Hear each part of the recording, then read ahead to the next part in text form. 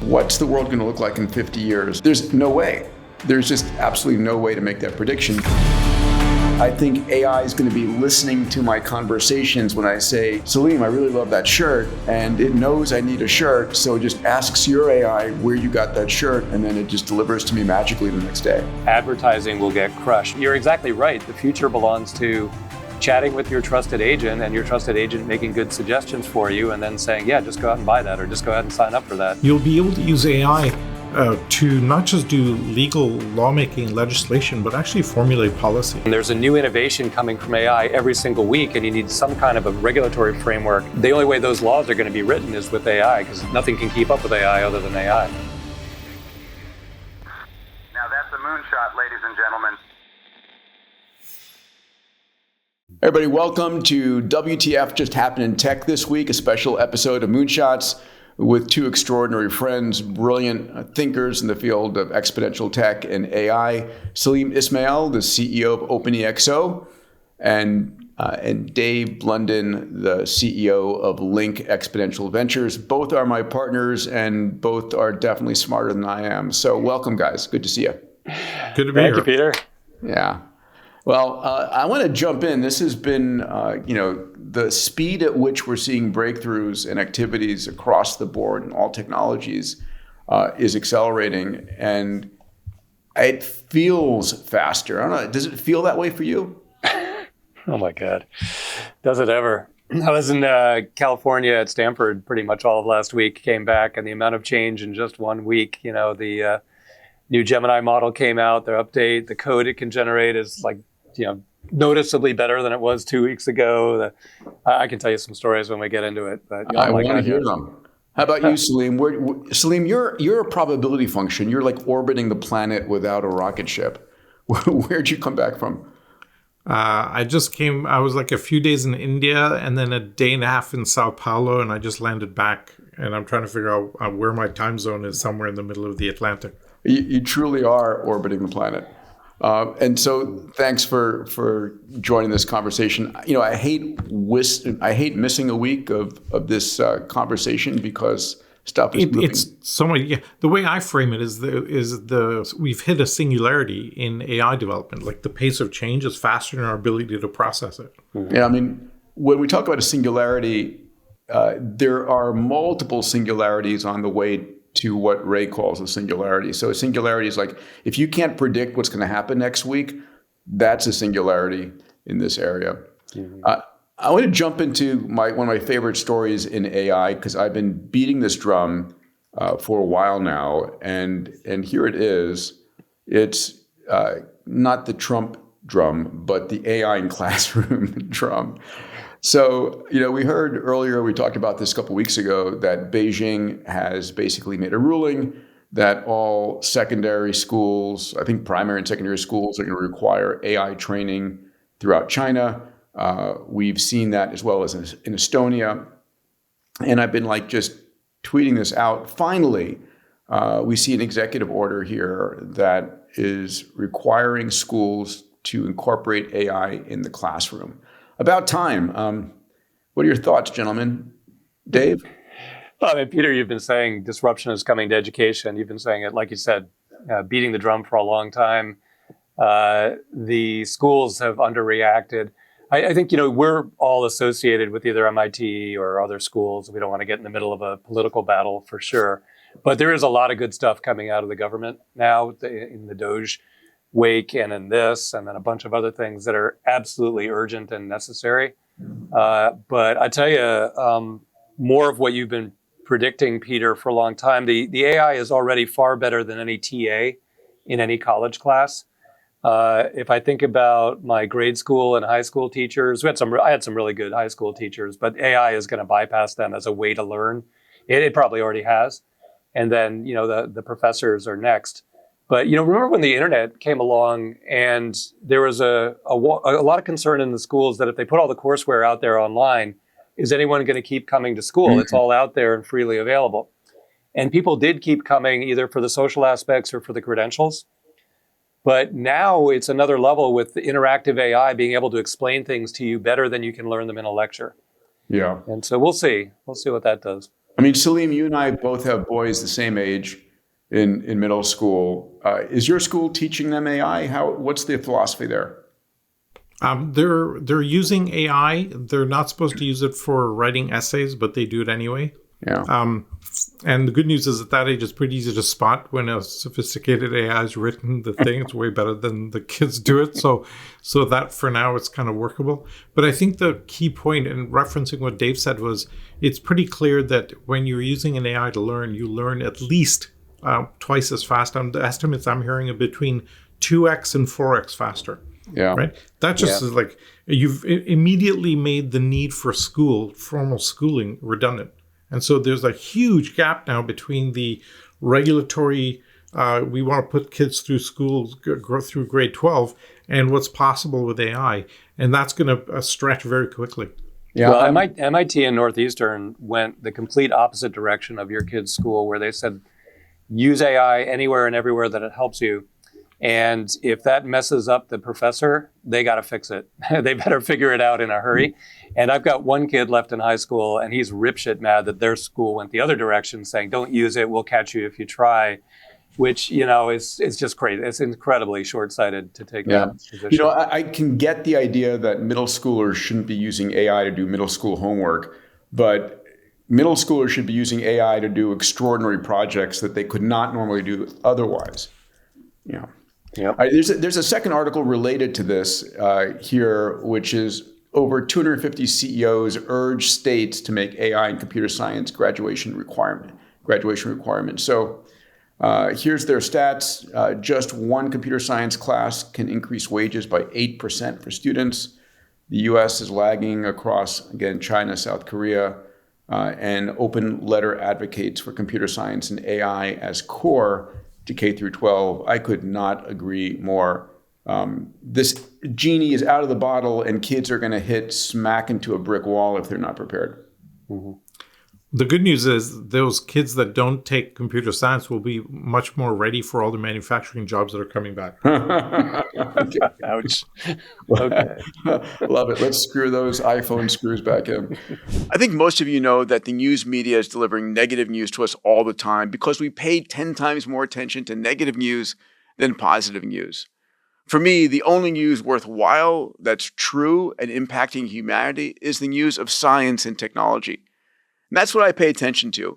And every week I put out 2 blogs, one on AI and exponential tech and one on longevity. If this is of interest to you, and it's available totally for free, please join me. Subscribe at diamandis.com/subscribe.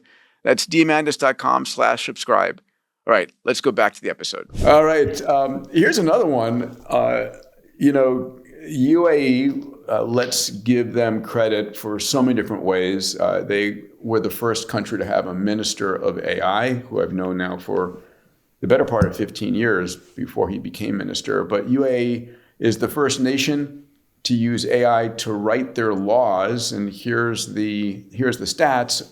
Official project will reduce government costs by 50% and speed up lawmaking by 70%. Salim, you're meeting with heads of nations on all of your trips. What are you seeing here? So they are very far ahead. Most other countries are nowhere near even looking at this. They're still trying to spell AI. This is a huge opportunity, and I think they've actually underestimated it. I think it'll speed up lawmaking by like 5x, forget 70%. And I think the drop in cost is much bigger than they think, because you'll be able to use AI to not just do legal lawmaking and legislation, but actually formulate policy, right? Yeah. I've said this before, that if you want to drop inflation by 1%, asking a human being to gauge what knobs and levers to pull is a stupid idea. Yeah. Let it to go to an AI, and the AI can go, well, if you want to do that, looking at all the financial transactions and the access to all that data in real time, it's go, here's what you need to do. And then the human being go, yep, that looks good, go for it. And so there's all sorts of things that could happen here. There's a crazy story I have, but we don't need to get into this right now. A few years ago, I was asked to give a talk at the Republican National Leadership Convention on some of this. And the title of my talk was going to be, how would you drop the cost of government 10x within 10 years? Nice. Which you could do. But you'd have to embrace technology, and that's where we got into a bit of a mess there. But I think these predictions are kind of nice, but they're conservative. I think you'll end up doing a lot more, and I think that's incredibly powerful because you could use AI at the policy formulation, legislation writing, and then also on the enforcement side. So this really changes the game on how government operates going forward. And you could save a lot of money with government employees. Dave, what are you thinking here? So, as I mentioned, I was in Stanford all last week with Eric Brynjolfsson, our good friend, and also Sandy Pentland, who moved out there recently, and then Mark Gornberg, the chairman of MIT, was also there the whole week. So, but Eric, very forward thinking on these topics, but his point in his lectures on Bullet 2 is that these cost saving areas are the tip of the iceberg. It's a great way to get started, but the real gain here is greenfield. It's what can you do that's incremental and beyond just reducing the cost of something that already exists. And this area, we desperately need the pace of lawmaking to keep up with the pace of AI innovation. And so that's, I think, this is a great way to get started. And the UAE is very forward thinking on it. But you're going to need this same capability when there's a new innovation coming from AI every single week, and you need some kind of a regulatory framework. Otherwise, it'll run wild. The only way those laws are going to be written is with AI, because nothing can keep up with AI other than AI. If you're, whatever industry you're in and you're being regulated, like if you're a hairdressing salon or you're a healthcare facility, if you do an analysis of all the laws that regulate you, you're going to find conflicting laws on the books. Yep. And I think what would be fascinating is actually running all the laws and say, I'd like you to disentangle these, deconflict these, and actually find the set of laws which are the minimum laws that allow us, like the tax code, for example. Oh my God, could you imagine running a reinvented tax code? It's like simplify it and maintain the U.S. revenues from taxes. I mean, Salim, you've been off on this in a while.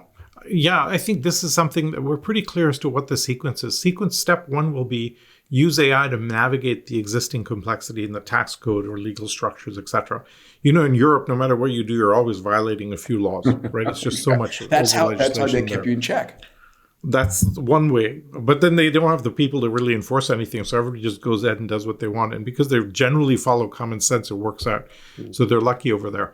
But the step one will be using AI to help navigate this. There's already a company that's helping nuclear projects try and navigate what's the fastest path to getting the regulatory approval and what forms do you have to fill out, et cetera, et cetera. So that's already happening there. Step two will be how would you optimize the regulatory and stop the conflicts and rewrite it. And I think step three would be, is there a way of making this much more elegant and cutting through with using first principles, rewrite the legislative foundation of the legislative structure? That's when I think we'll get real benefits. But certainly we'll get huge benefits in the first couple already. And we can do the first one already. And I think we'll see a lot of that going forward. Yeah, amazing. I've never been excited about, rewriting laws, but I do think there needs to be some way and some requirement that every time you put a law in the books, you should take one of the old ones off or at least simplify. All right, let's move on here. This is a big one. This came as a bit of a surprise. OpenAI scraps plans to convert to a for-profit structure. So OpenAI abandons plans to shift after facing opposition from Elon and state authorities. And they're going to maintain what they call their nonprofit-controlled capped profit structure. So what does that mean? There's a nonprofit board that oversees OpenAI. All of the nonprofit board members have no equity incentives, meaning they're there to help maintain OpenAI's mission in the world and not to maximize profits. The capped structure means that if you put $1 in, your return on your investment is capped at $100. So I find that fascinating. We reported last time that OpenAI raised capital at a $300 billion valuation. So thoughts on this one? Well, there are a lot of reports that, hey, this is no big deal for Sam. It's going to actually, if anything, reinforce his control. I didn't kind of read it that way. I was like, no, this is a win for Elon and trying to slow down the rate of investment and give him a better chance to catch up with, his kind of unconstrained version of this. I also think that, the number one use case for AI is companionship. The voices and the sympathetic AIs got really good in the last couple of weeks. And, I think they'll be out in the world in the next couple months, where you have a very, very intelligent AI model, like a 2 trillion, 5 trillion parameter model married to these super engaging sympathetic voices. And that's going to create all kinds of tough decisions for social media companies on, like, am I just selling as many ad impressions as possible and trying to reel everybody into like being on this platform 24/7? Or am I actually worried about the psychological effect of that? Mm-hmm. And I think that having a nonprofit board on top of OpenAI, they're obligated to think in terms of the, being the social good version of this, which may not be the biggest revenue driver. Salim, what are your thoughts here? It seems pretty clear that there was going to be huge legal exposure if they pushed through with the full for-profit. And so this made it more elegant. He's going to control the nonprofit board, so that kind of minimizes any risk. And then you can always find other ways. You do other spin-outs, et cetera, to harvest some of the upside that may come from this. So I think it'll force them to change a route. I don't think it'll change the game that much, as Dave said. One of the things, Dave, you mentioned in passing was the sort of emotional engagement of the AI. So OpenAI's ChatGPT, they actually rolled back that level of emotional engagement. They were saying that it was just way too complimentary to the user. And I don't know if the term obsequious is the right term for that, but they rolled it back to an earlier state. You don't want your OpenAI saying, "Oh, you're so amazing" all the time. Mm-hmm. There's this old definition of diplomacy which says you say nice doggy until you can find a rock. Nice. So this is the AIs being really nice to us until they figure out what to do with it. Ouch. All right. Not a surprise here. Microsoft CEO says up to 30% of companies' AI code was written by AI and predicts that 95% of code will be AI generated by 2030. Dave, you're overseeing how many companies right now inside of the Link portfolio and the Link Studios? 24 right now. 24. And so what's it like there? I mean, so take a second and give people a little bit of overview. So Link Studios is incubating companies mostly out of MIT, some out of Harvard. Average age of those teams? Oh, well, median age is probably 24, 25-year-olds, and the companies are about 1 to 2 years old.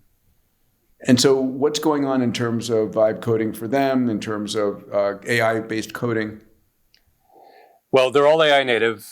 They generate almost all their code with some degree of AI assistance. Blitzy in particular is, when I left town last week, they had a 2 or 3 million revenue run rate. I came back, they've signed 8 million of new deals. And so they're basically signing up customers as quickly as they can meet them.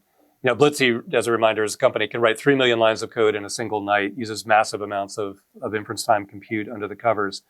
And then now the trick is, okay, how do you debug 3 million lines of code that you've written in a single night? But the algorithms are getting so good at writing good code now that problem is going away in a hurry.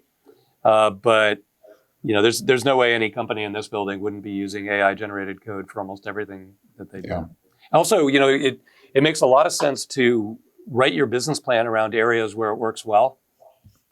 And then this is coming up a lot. Don't fight any battles. Wait a few weeks, and because the things it'll be able to do in a few weeks will be expanding at this ridiculous rate. So while you were fighting some silly battle, it got ahead of you. And so you just, do what comes naturally and easily this week, and then wait, for the next week's innovations. And Dave, another question for you. It used to be that if you're starting a company, especially in the AI space, you need to find a great technical co-founder if you're someone in the business or finance world. How important is that now versus being able to use, AI as your technical co-founder? Well, it's in a sense more important than ever, but it's a different skill set. It's very much, the visionary that can decide what should we be doing has become incredibly important. And then the technical co-founder who would just grind out, Steve Wozniak would be the quintessential example. Like Steve Jobs is like, we need to build the Apple II. This is what it needs to be like for the user. That skill set's more important than ever. Mhm. Hey, Woz, can you get the chip count down? Can you wire this all together? Grind it out all night. That skill set becomes much less relevant because, AI will do all the chip routing for you. But that first skill set has really grown in value. And it's very similar. It's a very technical, you got to choose components. You got to decide this will work, this won't work. It's a very technical skill set, but it's more of a visionary skill set. I think there's one other skill set that's coming to the fore here, which is find hidden gems of data sets and figure out how to monetize them. And I think that's going to become a very big deal over the next few years because we'll have horizontal platforms able to do all sorts of things. The question is, where's the revenue? Where can you mine for little nuggets of revenue and go grab them and leverage AI to do it? I think that's going to add to the business focus and the application focus. So two more things on this topic that I think are really important. First, Mark Zuckerberg last week did a couple interviews where he made it clear that the backlog of AI research projects is only compute bound, it's not idea bound. So between the researchers and the AI generated ideas, they have a huge backlog of things that will just work. And there isn't enough compute, even in Microsoft's hundreds of thousands of GPUs, there isn't enough compute to try the ideas. So we've tipped from idea bound to compute bound, and that'll be true forever hereafter. And then on the second bullet, 95% of code AI generated by 2030. I think that timeline to 2030, Satya would have said 2040, 2050 just a few months ago. Mm-hmm. And so that's consistent with Demis Hassabis also. He was more conservative about the timeline to AGI, and he's pulled in his forecast now too. So what you're seeing is even the conservative, let's be cautious people are really pulling in their date. And that's telling. Everybody, I want to take a short break from our episode to talk about a company that's very important to me and could actually save your life or the life of someone that you love. The company is called Fountain Life. And it's a company I started years ago with Tony Robbins and a group of very talented physicians. Most of us don't actually know what's going on inside our body. We're all optimists. Until that day when you have a pain in your side, you go to the physician in the emergency room and they say, listen, I'm sorry to tell you this, but you have this stage 3 or 4 going on. And, it didn't start that morning. It probably was a problem that's been going on for some time. But because we never look, we don't find out. So what we built at Fountain Life was the world's most advanced diagnostic centers. We have 4 across the US today, and we're building 20 around the world. These centers give you a full body MRI, a brain vasculature, an AI-enabled coronary CT looking for soft plaque, a DEXA scan, a GRAIL blood cancer test, a full executive blood workup. It's the most advanced workup you'll ever receive. 150 gigabytes of data that then go to our AIs and our physicians to find any disease at the very beginning when it's solvable. You're going to find out eventually. You might as well find out when you can take action. Fountain Life also has an entire side of therapeutics. We look around the world for the most advanced therapeutics that can add 10, 20 healthy years to your life, and we provide them to you at our centers. So if this is of interest to you, please go and check it out. Go to fountainlife.com/Peter. When Tony and I wrote our New York Times bestseller, Life Force, we had 30,000 people who reached out to us for Fountain Life memberships. If you go to fountainlife.com/Peter, we'll put you to the top of the list. Really, it's something that is, for me, one of the most important things I offer my entire family, the CEOs of my companies, my friends. It's a chance to really add decades onto our healthy lifespans. Go to fountainlife.com/Peter. It's one of the most important things I can offer to you as one of my listeners. All right, let's go back to our episode. It's the AI singularity, as Salim and I spoke about earlier. So speaking of which, our AI czar for the US, David Sachs, has come forward with a statement that AI will be a millionfold more capable in the next 4 years. Let's play a video and then talk about it because, this was the same point that Elon made when he was on stage at the Abundance Summit. Let's hear the numbers that David puts forward. I would say the rate of progress is exponential right now on at least three key dimensions. So number one is the algorithms themselves. The models are improving at a rate of, 3 to 4 times a year. Then you've got the chips, depending on how you measure it. Each generation of chips is probably 3 or 4 times better than the last on a level. And that would be the third area where you're seeing basically exponential progress. Just look at the number of GPUs that are being deployed in data centers, AI's data centers, Stargate, and within a couple of years, they'll be at 5 million GPUs, 10 million GPUs. The algorithms, the chips, and the data centers are all improving or scaling at a rate of, 3 to 4x a year. That's 10x every 2 years. If you're getting better at 10x every 2 years, that doesn't mean you'll be at 20x in 4 years. It means you'll be at 100x. So you multiply those things together, the algorithms, the chips, and then the raw compute that's available, you're talking about a million x increase. So, Salim, how does that feel? It sounds about right. I mean, look, this is the fastest moving technology we've ever seen. And you'd expect to see it. I think he framed it very kind of wonderfully clearly in that. But we've seen the same thing where in, say, solar energy, where it's not just the efficiency of the solar panel, it's the actuators and it's the system controls. They're all accelerating at their own rate. Not quite at this level of madness, but we've seen this before where the convergence of multiple exponentials gives you crazy outcomes. One of the things that we've talked about in the past is skating to where the puck's going to be, right? If I remember meeting the founders of Siri before they were bought by Apple, and they were predicting what was going to be possible in like 2 to 4 years. And they were building Siri to intercept those capabilities. Because if you build for what's possible today, then by the time your product gets to market, it's out of date. So Dave, I mean, you're seeing a multitude of, hundreds of startups that are coming across your desk. How do you think about this? Well, first of all, the million X is just raw parameter count in the biggest neural nets. It's really hard to predict the capabilities that are and aren't possible with the million X. And so you're a all-time great visionary. Looking 5 years into the future used to be very possible for you. I don't know. What do you think your view into the future is now? Yeah, it literally has to be a discontinuous vision. Okay, I have I remember I was brought on stage at the first World Government Summit in Dubai. Yeah, and my request was, what's the world going to look like in 50 years? And I was like, there's no way. There's just absolutely no way to make that prediction. 10 years, back then it was 10, 15 years at the utmost. Today, I would say 5 years is difficult, 3 years is possible. And there's so many parameters, including policy, human reaction to this, the capital markets. All of these things are intertwined. What's going on in China and Taiwan. I think for me the hard part is when something's a million times.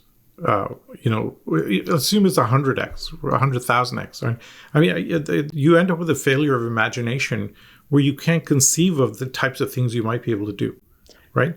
And our immediate thing is to automate what we're doing now, and that's not the right answer. Because you end up with the problem of when they first put TV out, you took radio announcers and put them on TV reading the same scripts.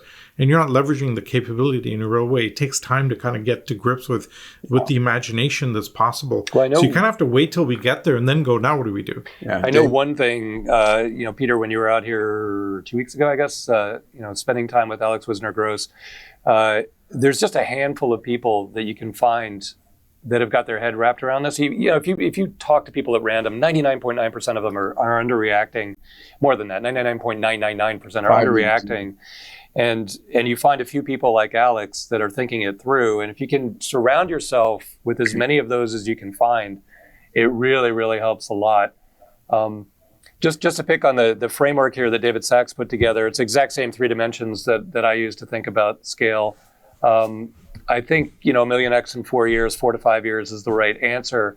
But I also think that the algorithm dimension, nobody really knows. And if anything, it's understated. But we're all surprised in the last few months about inference time compute or test time chain of thought reasoning. being far more powerful as a scaling factor, and trying to build new scaling laws around how do we even think about inference time? Because when David talks about the chips getting faster, he's thinking about the GPUs, and just the standard 3 to 4x year over year. But the inference time chips are actually improving far, far faster. It's a much easier problem. Mm-hmm. But that's turning out to be a key factor in the intelligence of the overall system. So I think that the chips will outperform what he just said, and the algorithms will way outperform what he just said because of those innovations. When I look at the factors driving this, it is compute, it's data sets, and we haven't talked about synthetic data hitting this, algorithms, money coming in, and then the number of actual human meat bodies getting into the game here is increasing. More and more people are getting into the AI game. Something funny that happened, I was having a conversation, I think it was with ChatGPT, it might have been Gemini 2.5, and I was saying, okay, let's look into the future. I was trying to use it as a conversational partner to predict where things are going. And I said, make some predictions. And I said, listen, if we're going to see a century's worth of progress in the next 10 years, what you just predicted is extraordinarily linear. And he goes, you're right. Let me go a little bit bolder. So you've got to actually push the... So I think this is where the answer will lie. When we see these types of predictions, we'll use an AI to go, you write out that curve and tell me what it's going to look like. Because it'll do probably a better job than us because we're limited in some other ways. We have all our cognitive biases that limit our ability to imagine, where an AI in theory should suffer from much less of that. Yeah. This is, I think, that's a really important topic, because I think right now AI as a brainstorming partner is hobbled because the models that you love brainstorming with, the 4.0s and the Gemini 2.5s, they have about a 30-second lag, and that kind of takes the buzz out of it. And then the models that are really fun to interact with, like the Sesame demo and all of that, are super engaging, but they're only like a 7B or 30B kind of caliber model. Mm-hmm. And so they're not a really good brainstorming partner. All of that will be stitched together within the next 3 months. So when you have an idea in the morning, Peter, you're going to immediately go to that super engaging 2 trillion to 10 trillion parameter caliber model, and there's no going back from there. Once you start down that path, you're going to love it and never go back. 3 months. Did you say 3 months? 3 months, yeah. Well, ChatGPT, the on-the-phone app, does a pretty damn good job, and I have conversations with it. So I do like 20 minutes of red light in the morning, and my conversations during that red light time with my ChatGPT bot are extraordinary. All right, let's go to Eric Schmidt here, who was giving a presentation and said AI is underhyped. Let's take a listen. I'm here to tell you that I honestly believe that the AI revolution is underhyped. And here's why. The arrival of this new intelligence will profoundly change our country and the world in ways we cannot fully understand. Many people think that the demand of energy part that our industry takes will go from 3% to 99% of total generation. One of the estimates that I think is most likely is that data centers will require an additional 29 gigawatts of power by 2027 and 67 more gigawatts by 2030. Gives you a sense of the scale that we're talking. These things are industrial at a scale I have never seen in my life. So first off, underhyped versus spot on. How do you guys feel about that? And then we should talk about the whole energy of it all. Dave. One of my most cherished lifetime memories, actually, Peter, is you sitting down with Eric Schmidt. I think it was at A360, just a few years ago. You guys must have riffed for maybe 2 hours straight, just in armchairs side by side. One night, yeah. Oh my God. Eric is, not only is he absolutely brilliant, but he has access to all this information. So, when is he ever going to be wrong? When has he ever been wrong before? Of course, he's absolutely right. What's amazing to me about what Eric is saying there, he's on some kind of, congressional testimony or whatever. He's always pointing to the energy because he knows that's the one thing that'll get through everybody's thick head. but there's so many other more important and urgent, what about the fabs, Like we got to get these fabs up and running onshore like yesterday. That's the more urgent, bigger topic than just the raw energy. But he knows that they won't understand that. So when he has to say, hey, we need 29 gigawatts of new power, because at least everyone will be able to grok it and it'll make progress. Yeah. Salim. I don't have anything to add to this. I think those are two great insights. I think this will be a really great push for renewables and low cost energy in all sorts of ways. And But I at think the it'll same force time, us to expand our energy footprint. I mean, at the same time, you've got the White House basically taking all the constraints off of coal and oil and natural gas and drilling. Because when I look, I mean, I kind of understand why in terms of AI, because when I look at how long it's going to take to get Gen 4 nuclear and fusion online, we're talking decades. It's like Amazon signed a contract with X Energy for a Gen 4, I think it was a Gen 4 plant. It's a fission plant. And I'm like, oh, is it going to be on, in the next 2 or 3 years, like 2040? Yeah. So, but I think the you have to remember the cost of fossil fuels is way high these days compared to solar, right? So all this extra usage will be coming from renewables in some way. I go back to my example of the guy building a gigawatt wind farm in the outskirts of Kazakhstan because the wind howls down a particular valley in a ridiculously consistent basis. And they just plunk an AI data center there. So you can do that kind of leveraging of low cost, far away capability that you'd never get in normal. Or to Iceland, right? You can put the data center anywhere you want. Yeah, Where the energy is. I think when I remember talking to Ramez about the energy stuff, he said we will never go back to oil and gas as fondly as people want because the cost curve is just too high. Can I just drill into that just a little bit? You can drill into the oil and gas, yes. in 2016, it became cheaper to create a solar generation facility than fossil fuels. And since then, almost all energy generation has been solar. In 2019, a more important inflection point was hit, which is it became cheaper to build and run a solar facility than to just run the oil and gas. Yeah. Right. So the OPEX and CAPEX of solar is now less than the OPEX of fossil fuels. So we don't need government policy. We don't need any of this stuff. The pure market will now drive it to just going fully down a renewables route. The problem is that the amount that we need is just so huge that we need to get much more quickly to the SMRs and other mechanisms. It's also we need to get rid of the delays due to regulations and permitting. I mean, this is what's going to slay us. Like, if we can make permitting like super fast, and this is where AI can support it. But if I go back to my earlier point, right? If we put SMR in far off, distant, remote areas of the U.S. or Alaska or God knows where, you'll end up with a capability to generate energy because then you can just plunk an AI data center next to it. Yeah. And you're in great shape. So I think we'll see a ton of that. And I don't think the regulatory is that much of a big deal right now. I think it's just the sheer amount that we have to figure out. Everybody, I hope you're enjoying this episode.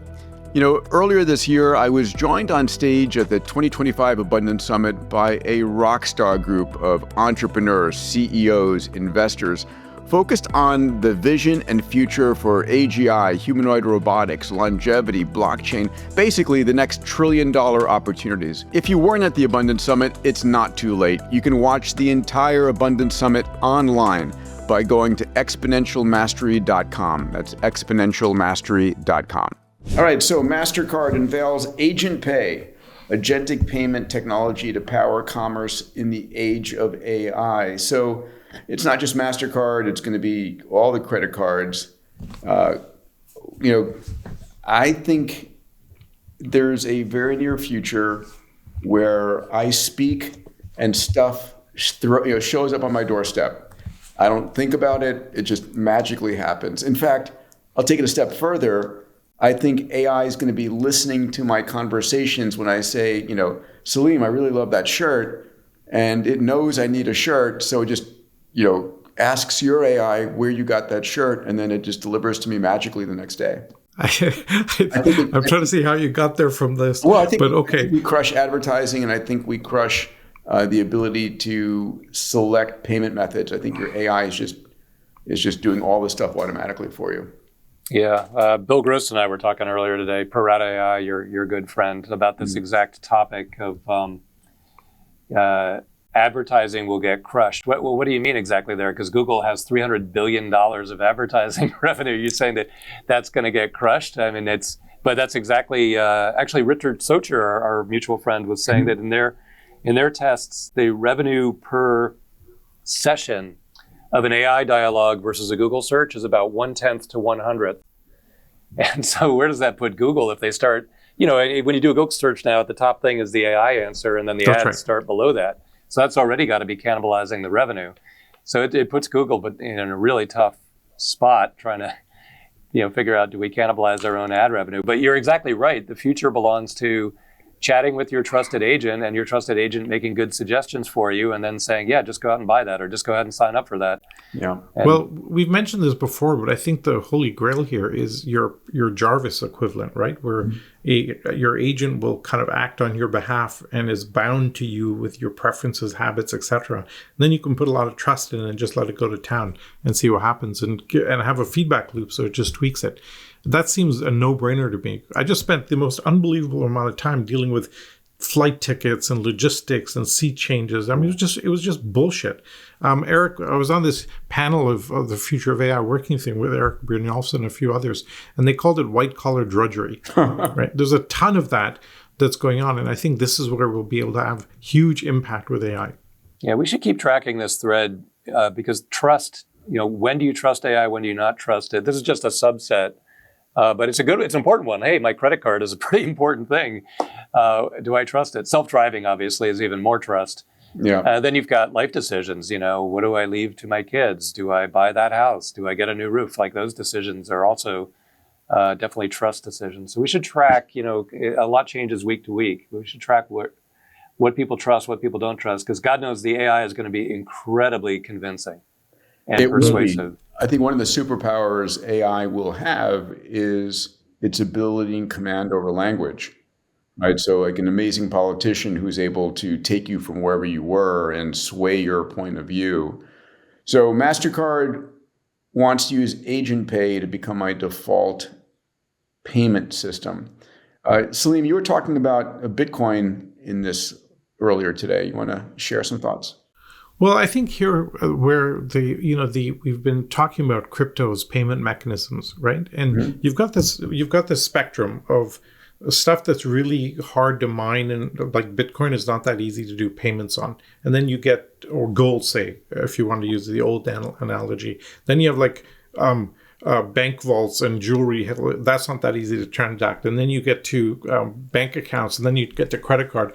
And you have this spectrum of the smaller the transaction, the less security you need, and therefore you can make the usability much easier, etc. What's happened with crypto is, along with things like the Lightning Network on the Bitcoin protocols, now the payments are really, really easy. And I think we're going to see crypto type payments scale very, very fast, especially with the digital, the fiat currencies moving over to the crypto world. Yeah. We're going to see incredible things happen there, and I think that'll be the biggest trigger for usage of blockchains and so on for handling all of that stuff. There's a startup, and I'm on the advisory board of that is trying to figure this out, because one of the biggest problems with trade globally, separate from all the tariff stuff, is that big countries don't like big chunks of foreign reserves leaving their shores. So they make it really difficult to put capital controls in place, and they make it really hard. Yeah. There's this famous story of GE selling 100 million worth of jet engines to China, and they took in receipt 150 million worth of frozen chickens as payment. And the 50 million was, I have to deal with all these chickens. Hence the margin. But it turns out that type of transaction is rampant in big companies, because China's like, we don't want $100 million leaving our shores, right? And so this is going to a combination of crypto plus some of these payment rails is going to change the game with some of these big transactions. And on the smaller side, AI plus some of these will make things really radically much easier. I love it. Digital chickens. So here's another one. Dave, I think you added this one. NVIDIA acquires Gretel to power next-gen AI. Tell us about this story. Yeah, I think this is important because, we talked last time about the CoreWeave IPO, which is holding up just fine. Is that the bellwether to the markets opening? M&A has been very quiet. Now you're starting to see some deal flow, and that all ties back to the IPO markets opening up. The last 3 years have been the most dead in the history of the country in terms of IPOs. So if that comes roaring back, that'll unlock a lot. So this is a good one to track here. But what you're seeing here is NVIDIA recognizing that synthetic data is incredibly strategic. And we talked about Richard Socher's got these 10 areas of AI, some of which run unbounded, and others are throttled or hobbled by some constraint. But math is unbounded, coding is unbounded. Why? Because you can generate a near infinite amount of synthetic data, which means the AI can continue to learn, and then you can build really easy evals, like did the AI do something useful, or is it buggy, does it not work? So the math is provable, the code is debuggable automatically, and those areas require synthetic data. But you look across the other areas like biotech and everything else, the synthetic data is the constraint, because the AI can run wild to the extent that it can generate synthetic data. So I think NVIDIA, being in the middle of the hot seat, realizes, oh my God, what a great opportunity to create some kind of a moat. Let's pick up Gretel and let's build out a synthetic data competency as part of our overall, while we're top of the world, we need to think about how to defend our position on top of the world. So that's why they picked up Gretel. Nice. Yeah, I think this is a really great strategic thing. You saw Zoom doing the same thing when its market cap went soaring high. They started buying up a whole bunch of stuff, leveraging their currency while it was high. Yeah, as an investment theme, synthetic data is very different in each domain. Obviously, the full cell simulator synthetic data there in biotech is going to be very different than in math. So it's a great repeatable investment theme if you can find really, really smart teams. Because I think NVIDIA could easily acquire 10 more companies doing different types of. Are you investing at LinkXPV in synthetic data? Yeah, we have Datacebo, which is a co-invest with Mark Gormberg, the chairman at MIT. They do column-wise, sort of numerical column-wise synthetic data, so things like actuarial or whatever. But again, if you had physical world synthetic data like simulators for physical objects, driving data, those are all investable. We'll do any synthetic data company we can find if it has a great team. Mm-hmm. Fantastic. All right, here's one I added. Kleiner Perkin leads a $130 million round in Coinbase founders anti-aging startup Ulimit. Let me break this down. So Brian Armstrong and Blake Byers, both are friends. Going to have Brian on this Moonshots podcast sometime next month. They're both passionate about longevity. And what we've seen is a number of billionaires investing in something called epigenetic reprogramming. So what is that? So as I like to remind people, you get 3.2 billion letters from your mom, 3.2 billion letters from your dad. That's your genome, about 22,000 genes. And you have that same software when you're born, when you're 20, when you're 50, when you're 100. And so the question is, if you're running the same software, why do you look different? Why don't you have a six-pack at age 100 that you had when you were 18? And it turns out it's not the genes you have, it's your epigenome, epi from the Greek word for above. It's which genes, it's your control system. It's which genes are on and which genes are off. And as you get older, the genes that should be on get silenced and get turned off. The genes that should be off get turned on. And there's a whole bunch of issues. Folks like George Church, David Sinclair have been pioneering this. And epigenetic reprogramming is, can we turn back the clock and set your epigenome to an earlier state? And the data appears to be not only yes, but hell yes. And it's probably one of the hottest areas of age reversal work and longevity. So I just find it fascinating that Brian is investing here. We've seen Jeff Bezos and Yuri Milner invest in Altos Labs.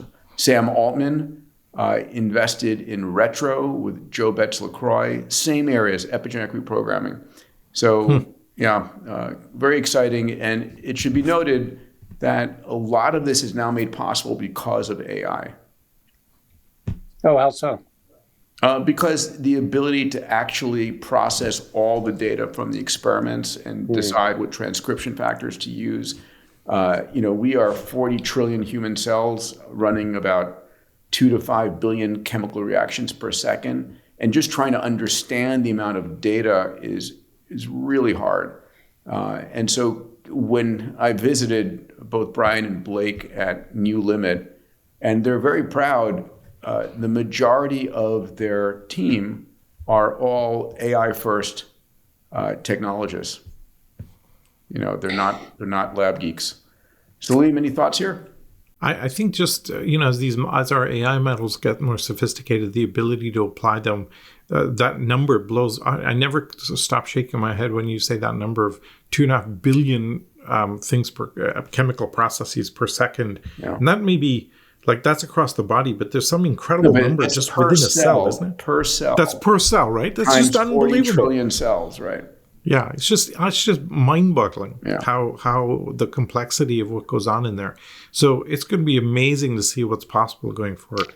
Well, definitely not my area of expertise, but I remember clearly I took AP Bio in high school, and then I got to MIT. I said, not doing that anymore, because all we're doing is memorizing random, Krebs cycles. There's no way this is actually gonna work. There must be billions of times more things going on than what we're memorizing here. So true. So true. All right. Here's one. I have two 13, soon to be 14-year-old boys. Salim, you have one, and Roblox is part of their, if not daily diet, weekly diet. And I found this amazing. So Roblox averaging up to 43% of Netflix users, with 97.8 million average daily active users, 7.2 billion hours. It's just exploded onto, we can see this rapid growth of the gaming world. Dave, did your boys all sort of go deep into the gaming world? Well, it's interesting. I wouldn't say they were, big time gamers, but if you look at the amount of time they spent on interactive media, including Fortnite and some video games, much, much higher than passive media like movies and, Star Trek or whatever. Yeah. And so, that's just the trend line. But you add AI on top of video games, and it's so incredibly engaging. There's no way people are going to go back and watch passive media again.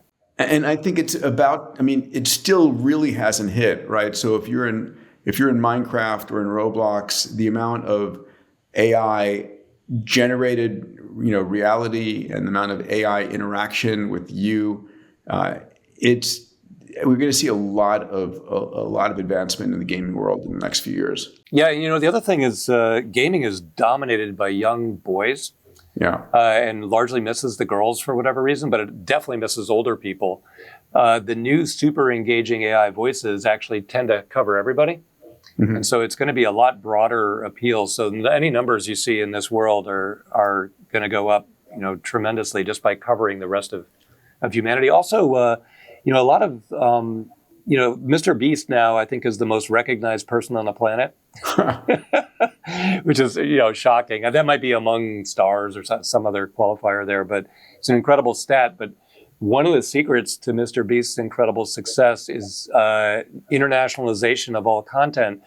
When you see Mr. Beast in any jurisdiction, any country, any language, his voice is that language and his lips move perfectly or well for that language. So you wouldn't even know that it wasn't shot for you in, in the Congo. And so he mastered that using AI, and that got him a lot of the footprint. Same thing applies here to internationalizing the language, but also the content and the media, making it a cultural fit for every jurisdiction. What struck me about this was almost all of that increment is mobile stuff. So they're doing it everywhere. That's crazy. Yeah, amazing. All right, let's move on here. Let's talk about what's going on in the space world. The first news is that Amazon, this is Jeff Bezos, launches the first launch of Project Kuiper, its first batch of internet satellites. So, we've seen head-to-head Elon and Bezos sort of like marching up the curve in space. So Amazon launched 27 satellites of their global internet. This ultimately will be thousands of satellites in orbit. I find it interesting they used an Atlas V. So, of course, Jeff has something called Blue Origin, which is building rockets. Today it's launching suborbital flights, but it did get one of its first New Glenn vehicles to orbit. But I think he's feeling pressure to get Kuiper up and running at the same time that Starlink is now probably close to 8,000, 9,000 satellites. So they're buying launches from ULA instead of using his own launch vehicle. It's going to be interesting to have these two internet constellations in orbit operating. Here's a question I have. Have you seen, Peter, any kind of estimate as to once you got high functioning internet over space, which we kind of had just about are there now, how much will move to that versus terrestrial internet? Yeah, it's a good question. You still have time delays, but one of our next articles coming up, which we'll talk about, which is quantum teleportation, would get rid of time delays. And so if you add quantum teleportation on satellite constellations, it's instantaneous and global. I mean, it starts to get pretty freaky. We're going to start, we'll have, I think, probably 30, 40,000 comm satellites in orbit. We'll have a constellation around the moon. We'll have a constellation around Mars. All of those will be cross-linked by laser. And so you'll have an interplanetary internet up and operating very shortly. Vint Cerf has been talking about that for a while. In fact, he's designed the communication protocols for that. He has indeed, and it's all playing out. Here's the second space article that SpaceX has asked to increase their rate of Starship launches. So Starship, of course, is the fully reusable version. It will replace Falcon 9, the most successful launch vehicle in all of human history. And Elon has said as soon as Starship is operational, he will shut down the Falcon 9 launch factory. And we've seen, permission for 5 launches a year. They're asking for 25 launches per year out of Boca Chica, which is Starbase. And, he's gotten a lot of criticism for the failures of Starship. It still has not had a fully successful mission. But oh my God, what he's been able to pull off is nothing short of extraordinary. And I hate it when he has this amazing launch, the Mechzilla captures the booster, which is like the engineering feat of the decade, if not the century. Yeah. Yeah. And Starship doesn't make it to a landing. And of course, the front page articles are SpaceX fails again. Yeah. Crazy. We focus on bad news. But the one thing really bugged me about this particular article, Peter, it was that if the FAA had them allowing 5 and then now they're allowing 25, why do they care? Why do you have to get approval for the number of launches? This makes no sense to me. It's environmental impact. They're incrementally trying to make sure that, and I hate to say this, that they're not killing the number of turtles or that the impact of are you kidding? But once you've done a few, which he has, the environmental impact. There should be they should have nothing to say about you do 10 more, 20 more, 50 They more. don't want unbridled, unrestricted operations. That's hilarious because I that's get it. all right. You know the math as well as I do. It's hilarious. Yeah, you did your 11-year penance there, Peter, on with 0G. I did my 11-year penance on, it's like the FAA is not happy until you're not happy. I do wonder a lot whenever you see a Starship blows up or whatever that a lot of the backlash is actually political. People are are pissed off, and and actually a lot of Elon's support base was very green energy, Tesla oriented, and so now they're all pissed off. But I think he's doing what he thinks is absolutely best for the world, regardless of the cost. And I think it's impressive. Starship will get us back to the moon. It's the only vehicle to get us there. The NASA government projects, I don't think will end up getting to the moon. I think they're just too expensive and too risky. Starship will get us to the moon. Starship will set orbital fuel depots. Starship will get us to Mars. It's an incredibly well-designed vehicle. And he just needs to continually iterate it. people don't realize that when airplanes begin test flights, every test flight is a small iteration. And airplanes may have hundreds of test flights in their test flight program before they get certified as safe for use. So we need to expect that Starship will have hundreds of test flights, each one of them getting more data and demonstrating increasing margins and safety until it's like, yep, this is going to be great to operate, just like autonomous cars. But unfortunately, these incremental test flights are very visible, and when they go wrong, New York Times is there to talk about it.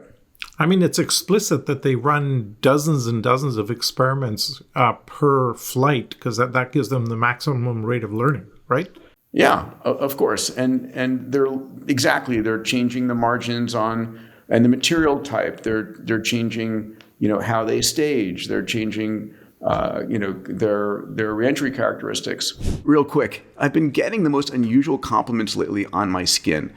The truth is, I use a lotion every morning and every night religiously called OneSkin. It was developed by 4 PhD women who determined a 10 amino acid sequence that is a senolytic that kills senile cells in your skin. And this literally reverses the age of your skin. And I think it's one of the most incredible products. I use it all the time. If you're interested, check out the show notes. I've asked my team to link to it below. All right, let's get back to the episode. All right, let's get to this fun article here. I'll read it from the BBC. Quantum teleportation is here. Quantum teleportation is the instant transfer of quantum information, not matter, between 2 points. It uses quantum entanglement, where 2 particles stay connected even miles apart. So the first real-world test worked over 30 kilometers of standard fiber optic cable carrying internet traffic. So this is the idea that if, I remember years ago, all of the quant traders moved their fiber optic nodes very close to the financial centers, right? Because of course, nanoseconds matter to them. Yep. So I think they're going to be using quantum teleportation here for instant communication capability. If we end up using it for stock prices, I'll be very disappointed. But yeah, your point's right on. Look, the amazing thing is that this is happening. I think the reality check is this will take quite a while to commercialize and get reliable and for kind of real world applications. But the fact that they're able to do is mind boggling. Yeah, it's fun to think about. Well, why do we think it'll take a while to become real at scale? Other than everything takes a while to be. I spent some time at the Perimeter Institute at Waterloo, where the BlackBerry founders have given a huge chunk of money, and they'd broken up quantum research into 3 chunks. One was the pure computation, the second was communication, and the third was networking.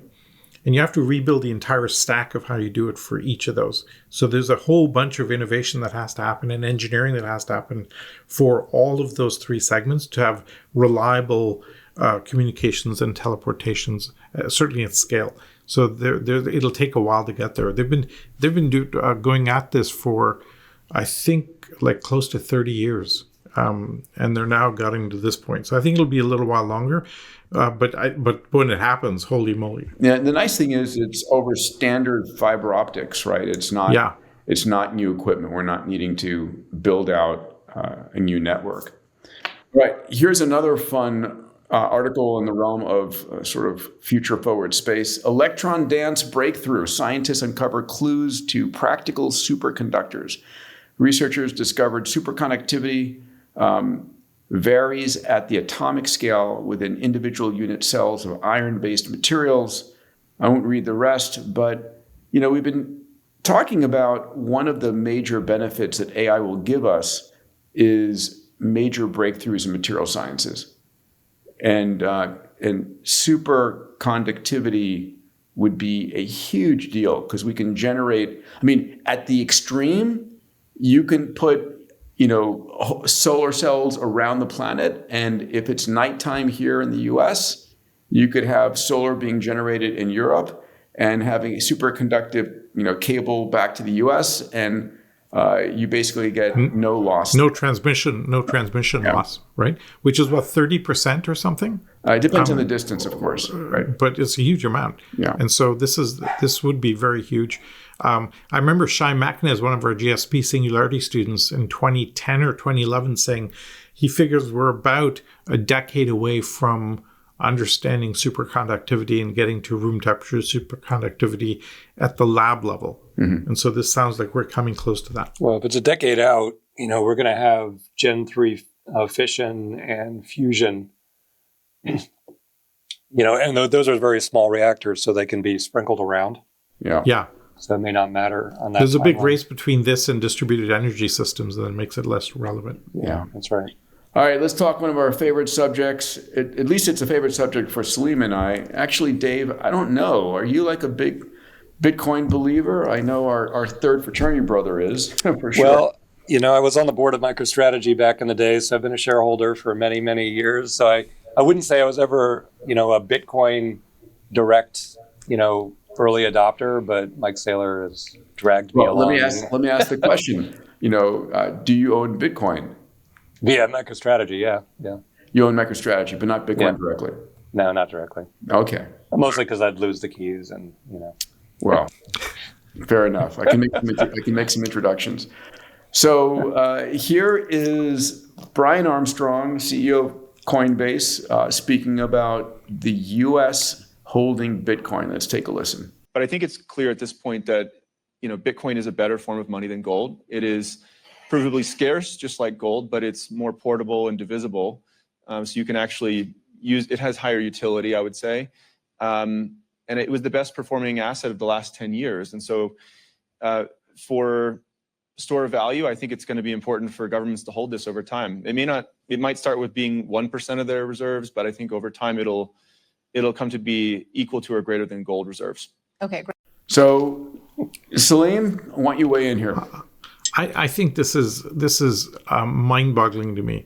I spoke at. So let me kind of give my reaction in a couple of ways.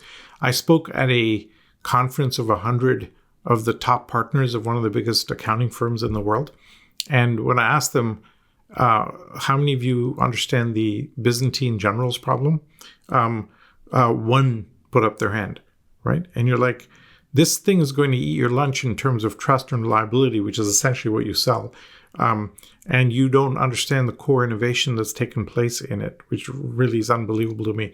When MicroStrategy's put Bitcoin on the balance sheet, every CFO in the goddamn world should be looking at that and saying, I need to put something in there. It's unbelievably irresponsible if you're the Treasury Secretary of some country not to put Bitcoin as a reserve thing. This should be happening in every country in the world. And one of the things we've noticed before, where I've commented before, it's fascinating seeing the amount of my investment portfolio growing because of Bitcoin, not because I'm getting more Bitcoin, because it's just getting more valuable. And so this is like irresponsible, financially irresponsible to the extreme level. I'll just give one other piece to this, which was I was talking to a major money management firm in one of the G7 countries, and they're like, yeah, we don't allow our wealth advisors to transact in Bitcoin at all. They're not allowed to advise it to their clients because they deem it too uncertain and too risky. And you're like, look at the goddamn value over time. Yeah. I've got a better. They're scared of the legal liability if they thing in, and I'm saying to them, do you realize the liability if you don't recommend it? During the course of our conversation here, Bitcoin is now at 96,450. It's gone up $1,500 during the course of our podcast conversation. Well, let's try and drive it up by talking about it more. No, I'll give you another case study. I'm the chairman and majority or controlling shareholder of two companies, about 1,000 employees. One of them has about 50 million in cash, just sitting there in cash. The other has 125 million in cash. EverQuote, public company, 125 million in cash, and making a lot of cash every quarter. I gave both CEOs green light. Put any amount of that you want into Bitcoin and borrow and do what Mike Saylor did. Neither reacted or acted on it. Wow. And I don't want to interfere, otherwise I'll be involved. But it's Interfere. amazing. Well, I mean, Leave. then you're obligated Interfere. to. They're both great leadership teams. I don't want to get Yeah, I mean, in we their did way, the same but- thing, Salim, at X Prize. We were holding a large amount of capital, and it was like, Yes. It's like pulling teeth, right? You're both on my board. I need you to help convince the other old tier, I say old fogey board members.